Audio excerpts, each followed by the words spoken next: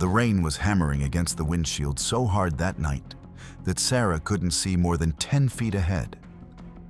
But what she saw next made her blood run cold. A young girl, completely drenched, standing motionless by the side of that desolate back road. Her white dress clinging to her pale skin like a shroud. Why would anyone be out here, miles from the nearest town, in the middle of a torrential downpour at midnight? Sarah's husband, Tom, wanted to keep driving, but their teenage daughter, Emma, insisted they couldn't just leave someone stranded in such terrible weather. And as they pulled over, the girl's face turned toward them with an expression that seemed both grateful and impossibly sad. What happened next would haunt this family forever, because sometimes the most terrifying discoveries come not from what we see, but from what we learn too late. That night on Highway 49, just outside the small town of Millbrook, the Henderson family made a decision that would shatter everything they believed about life and death, about the thin veil that separates our world from something far more mysterious and terrifying. The girl climbed into their back seat without saying a word, water pooling around her feet, and gave them an address in a voice barely above a whisper: 1247 Oak Street, just a few miles down the road. During the drive, she sat perfectly still, never answering their questions about why she was out there or where her parents were, just staring ahead with those hollow eyes that seemed to look through rather than at them. When they arrived at the old Victorian house, she simply vanished from the back seat, leaving only a puddle of water and a chill that cut straight to their bones. What the Hendersons discovered when they knocked on that door, what the elderly woman inside revealed about her daughter, who had died exactly 10 years ago on that very night, in that exact spot on the highway, wearing that same white dress. This is a story that will make you think twice before ever stopping for a hitchhiker again. If this story sends chills down your spine, hit that subscribe button for more true tales from the darkest roads in America. The elderly woman who answered the door at 1247 Oak Street looked as if she'd aged 100 years in a single moment when Sarah described the girl they'd just dropped off. Her weathered hands trembling as she gripped the door frame for support. And when she finally spoke, her voice cracked with a grief so raw it seemed to fill the rain-soaked night air around them. "You saw my Lily," she whispered, tears streaming down her lined face as she invited them inside with shaking hands, leading them to a living room where every surface was covered with photographs of a young girl who looked exactly like their mysterious passenger.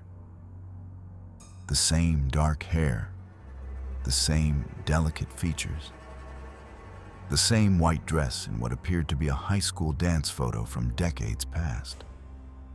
The woman, Martha Blackwood, sank into an armchair that seemed to swallow her frail frame and began to tell them a story that made Sarah's skin crawl with each word. How Lily had been driving home from her senior prom on a night just like this one, 10 years ago to the very day when her car had hydroplaned on that exact stretch of Highway 49 where they'd found her, the vehicle wrapping around an old oak tree that still bore the scars of impact. Tom tried to rationalize what they'd experienced, suggesting perhaps it was another girl who simply looked similar. But Martha shook her head slowly and retrieved a leather-bound journal from a drawer. Its pages filled with dates and names, dozens of entries over the past decade. Each one documenting another family, another car, another sighting of Lily on that same rain-soaked curve of road. "She appears every year," Martha explained, her voice hollow with exhaustion from years of reliving this nightmare. "Always on this night, always in the rain, always trying to come home, and good people like you always try to help her. But she never makes it past the front door. She just disappears like morning mist, leaving families shaken and confused, sometimes thinking they've lost their minds." Emma, who had been silent until now, suddenly gasped and pointed to a photograph on the mantel. It showed Lily standing next to a young man in a tuxedo. And in the background of the image was their own car, the distinctive dent in the front bumper unmistakable, the license plate clearly visible. But this photo was dated May 15th, 2013, 10 years ago exactly.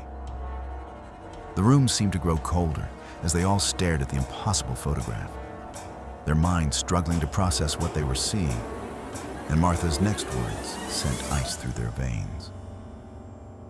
Every family who picks her up appears in these old photos afterward, as if they were always there that night, as if they were always part of her story.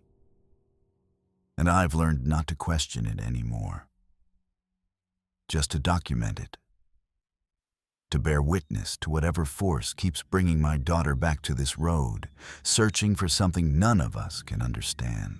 Sarah felt her legs weaken as Martha pulled out more photographs from a dusty box, each one showing different families standing beside their cars on Highway 49, all dated from different years, but all from May 15th. And in every single image, there in the background, or reflected in windows, or visible through rain-streaked glass, was Lily in her white dress, watching, waiting, eternally frozen in that moment between life and death. The Hendersons huddled together as Martha spread the photos across her coffee table like a macabre timeline, pointing to each family with a trembling finger. The Johnsons from 2014 who had moved away within a month. The Martinez family from 2016 who refused to speak about what they'd seen. The elderly couple from 2018 who had died in their sleep exactly 1 year later to the day. And now here they were, the newest additions to this ghostly collection. Tom's rational mind was fracturing as he noticed something even more disturbing in the photographs. In each one, the families looked somehow faded, as if they were slowly becoming transparent. And Martha confirmed his worst fear when she admitted that everyone who had given Lily a ride experienced strange things afterward, shadows moving in their peripheral vision, cold spots in their homes, and the persistent feeling of being watched, especially during rainstorms. Emma suddenly grabbed her mother's arm, her face pale as paper, whispering that she could still feel wetness on her hands from where she'd helped the girl into the car.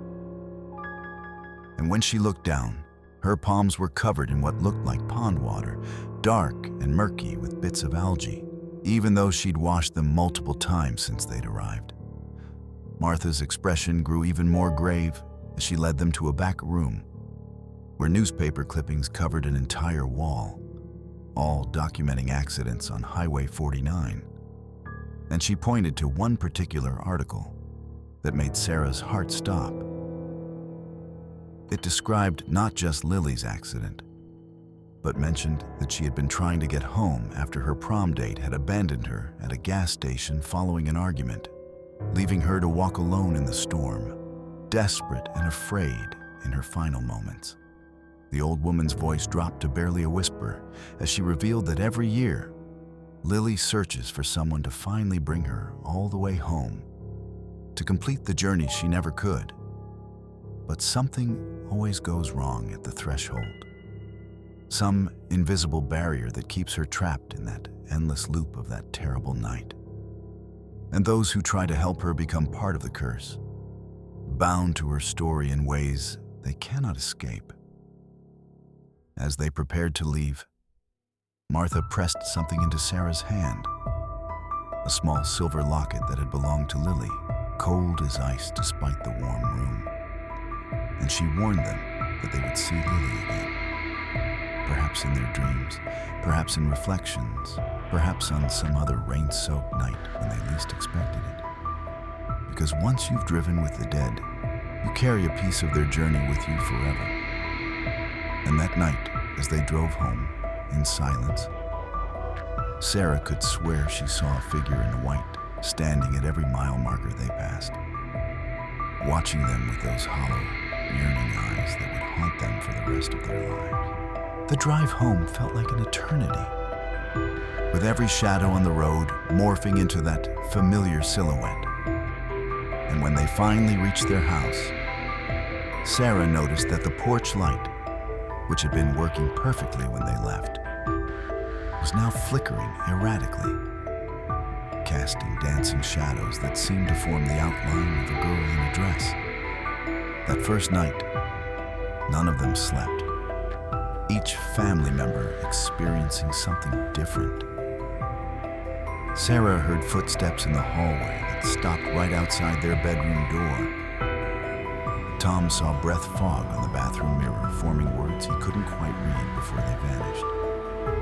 And Emma woke up at 3:17 a.m. to find her phone filled with dozens of photos she hadn't taken, all showing the same stretch of Highway 49 in the rain, each one slightly closer to that fatal spot.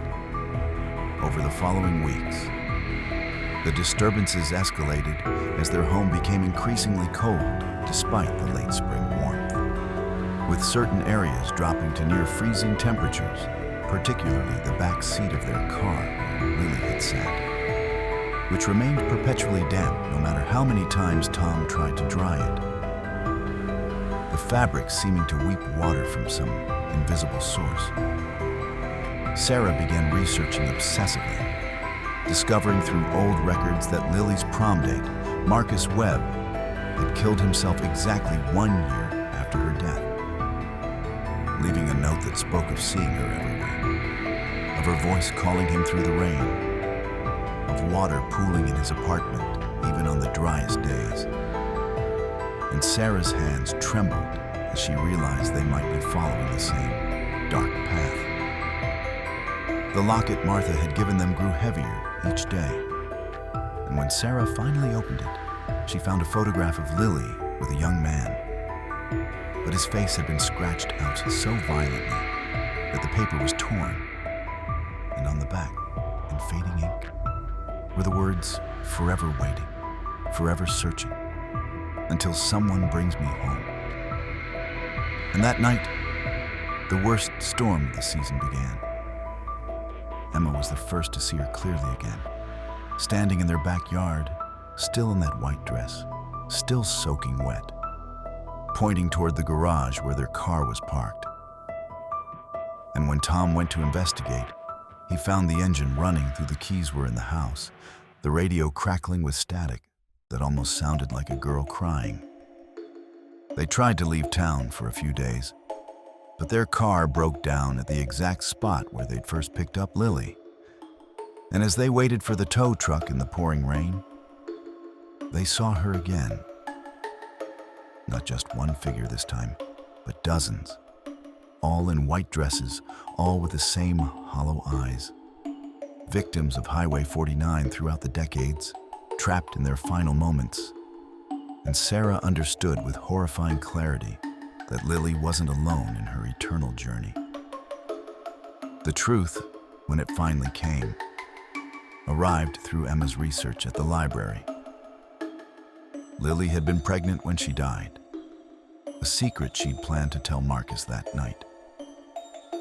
And her unfinished business wasn't just about getting home, but about the life that never got to begin, the future that was stolen in that violent collision.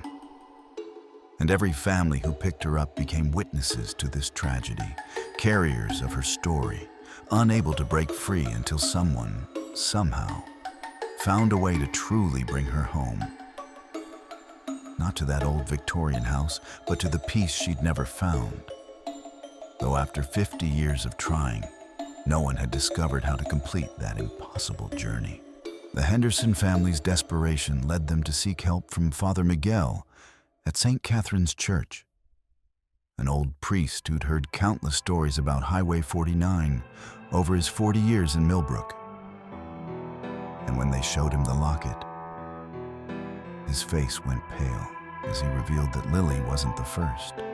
There had been others, dating back to when the highway was first built in 1952. All young women, all dying in the rain, all appearing to travelers seeking rides home that could never truly be completed. He told them about the old ritual grounds that existed before the highway, where Native American tribes had once performed ceremonies to help spirits cross over. Land that was paved over without proper rites, creating what he called a spiritual wound that trapped souls in perpetual loops of their final moments.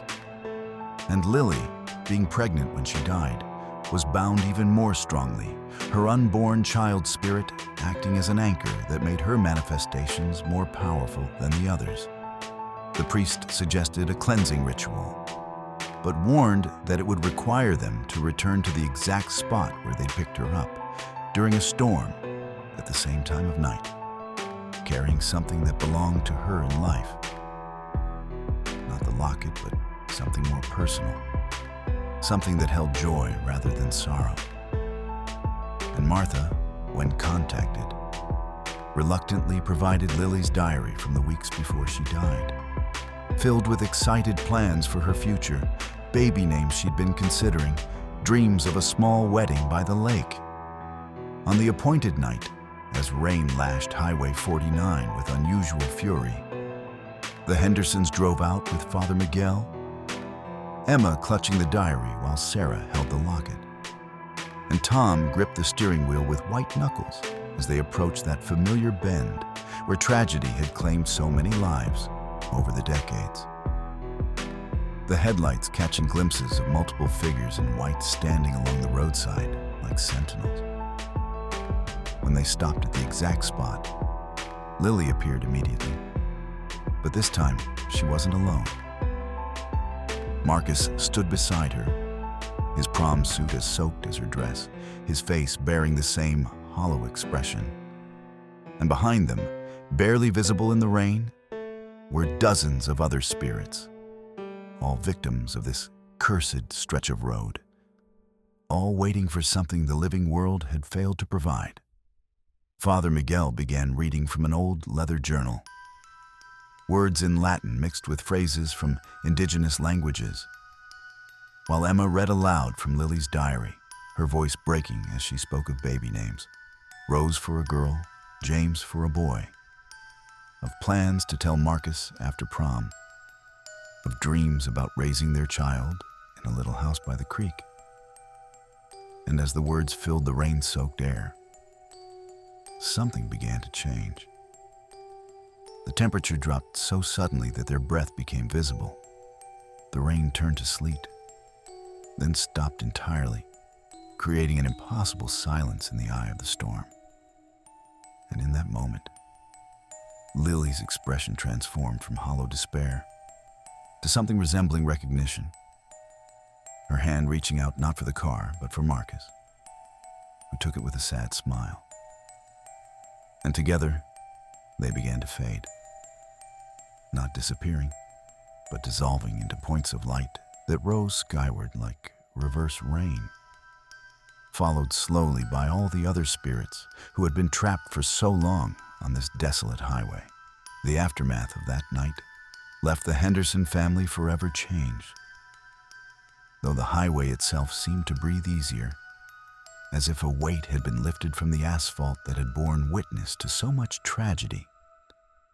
And Martha, when they visited her the next morning to return the diary, wept with a mixture of grief and relief as she told them that for the first time in 10 years, she'd dreamed of Lily happy, holding a baby, standing in sunlight instead of rain. The local newspaper ran a small story about the unusual weather phenomenon that night, how the storm had created a perfect circle of calm on Highway 49 for exactly 10 minutes before resuming with renewed intensity. But only the Hendersons and Father Miguel knew the truth of what had transpired, a truth that would bind them together as unlikely guardians of a secret too profound for most to comprehend. Emma began experiencing dreams where Lily would visit, no longer trapped or desperate, but peaceful, showing her glimpses of a place beyond the veil, where spirits finally found the closure denied to them in life. And in these dreams, Lily would sometimes speak, thanking them for reading her words, for remembering her hopes instead of just her tragedy, for giving voice to the future she'd never gotten to live. The stretch of Highway 49, where so many had died, underwent unexpected changes too. The county, citing budget concerns, installed new lighting and warning signs, reduced the speed limit, and most remarkably, planted a memorial garden at the exact spot where the Hendersons had first encountered Lily. Though no official explanation was ever given for this sudden attention to a road that had been neglected for decades. Father Miguel passed away peacefully 6 months later, leaving behind his journal to the Hendersons with a note explaining that his work was complete, that helping free those souls had been his final purpose, and that they should keep the journal safe in case the barrier between worlds ever weakened again, though he believed the healing was permanent. Tom never spoke much about that night, but he began taking different routes when possible, avoiding Highway 49 not out of fear, but out of respect, as if the road itself deserved peace after bearing such sorrow for so long. While Sarah started volunteering at the local historical society, quietly documenting the stories of those who had died on the highway, ensuring their names wouldn't be forgotten even if their spirits had finally moved on. Emma went on to study folklore and anthropology in college, drawn to understanding how places could hold memory, how trauma could imprint itself on the physical world, and how sometimes the living had obligations to the dead that went beyond simple remembrance. And she would often think of Lily when she read about other haunted roads across America, wondering how many spirits remained trapped simply because no one had taken the time to truly listen to their stories. Years later, when storms roll through Millbrook and rain pounds against windows with particular fury, locals still occasionally report seeing a figure in white by the roadside. But it's different now. Instead of seeking a ride, she simply waves. A gesture of greeting rather than desperation, as if Lily has become a guardian of the road rather than its victim, watching over travelers to ensure they make it home safely. A protector born from tragedy, but transformed through an act of compassion that proved sometimes the most powerful magic is simply being heard, being remembered not for how you died, but for how you had planned to live. The Henderson family never drove Highway 49 at night again, though sometimes Emma would stand at her bedroom window during storms, watching the rain streak down the glass and wondering if somewhere out there, other lost souls were still waiting by roadsides, hoping someone would finally stop and listen to their stories. And she kept Lily's diary in a special box alongside Father Miguel's journal, sacred texts that reminded her of the night when the boundary between worlds had grown thin enough for compassion to reach through.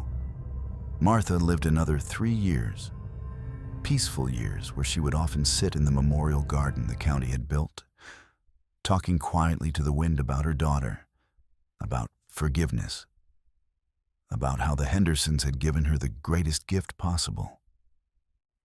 Not just the return of a lost soul, but the knowledge that Lily's dreams and hopes had been witnessed, validated, remembered by strangers who cared enough to see her as more than just another roadside ghost story.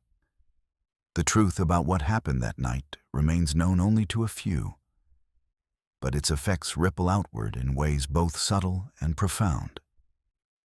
The dramatic decrease in accidents on that stretch of highway, the unexplained sense of peace that travelers report feeling when passing through, the occasional sighting of a figure in white who now seems to guide lost drivers safely through the storm rather than leading them astray. As if Lily has transformed from victim to guardian, her unfinished business completed, her story finally told, her spirit free to protect rather than plead. Proving that sometimes the most haunted places can be healed when someone has the courage to stop, to listen, and to remember not just how someone died, but how desperately they had wanted to live.